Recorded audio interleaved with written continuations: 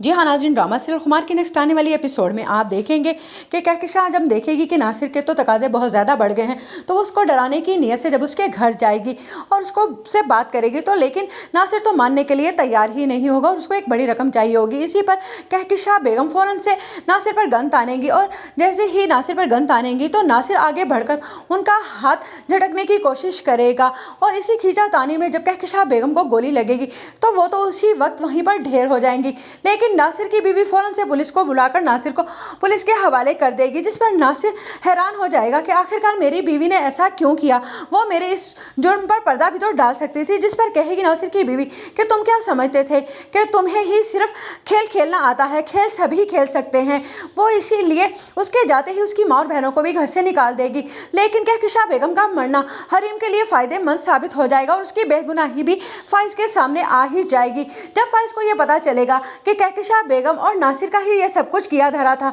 बस इसी इख्तिलाफ पर उन दोनों की झपट हुई और कहकशां बेगम अपनी जान से चली गई। उधर लाइबा आकर माफ़ी मांगेगी जब फाइज से और कहेगी कि भाई मुझे माफ़ कर देना, मैं ये सब कुछ जानती थी, जो कुछ भी माँ ने किया, लेकिन मैं उन्हें मना ना कर सकी और ना ही ये बात मैं आपको बता सकी। मैं भी उनके साथ ही बराबर की शरीक हूँ हरीम भाभी को बदनाम करने में। उधर जब फाइज जाएगा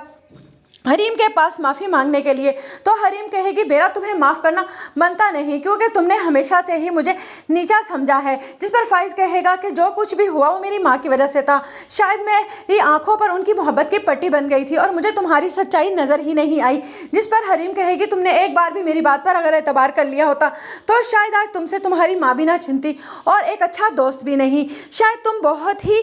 एक कानों के कच्चे निकले। उधर फाइज मुदस्सिर से कहेगा कि मैं जानता हूँ कि हरीम आपकी बात मानती है, अगर आप कहें तो हरीम से बात करें, वो मुझे माफ़ कर दे। उधर